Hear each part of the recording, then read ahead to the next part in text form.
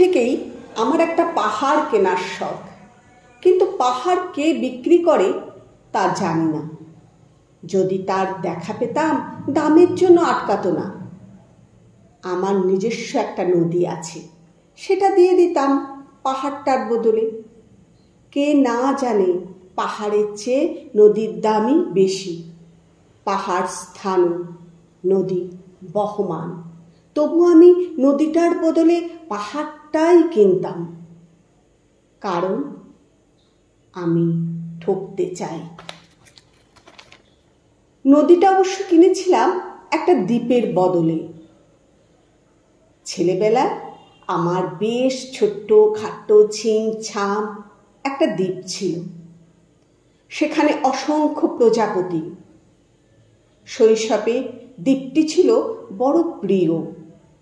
আমার যৌবনে দ্বীপটি আমার কাছে মাপে ছোট লাগলো। প্রবহমান ছিপছিপে তন্নি নদীটি খুব পছন্দ হলো আমার। বন্ধুরা বলল, ওইটুকু একটা দ্বীপের বিনিময়ে এত বড় একটা নদী পেয়েছিস, খুব জিতেছিস তো। তখন জয়ের আনন্দে আমি বিহ্বল হতাম। তখন সত্যি আমি ভালোবাসতাম নদীটিকে। নদী আমার অনেক প্রশ্নের উত্তর দিত, যেমন, বলতো আজ সন্ধ্যেবেলা বৃষ্টি হবে কি না। সে বলতো, আজ দক্ষিণের গরম হাওয়া, শুধু একটা ছোট্ট দ্বীপে বৃষ্টি, সে কি প্রবল বৃষ্টি, যেন একটা উৎসব। আমি সেই দ্বীপে আর যেতে পারি না। সে জানতো, সবাই জানে, শৈশবে আর ফেরা যায় না। এখন আমি একটা পাহাড় কিনতে চাই। সেই পাহাড়ের পায়ের কাছে থাকবে গহন অরণ্য।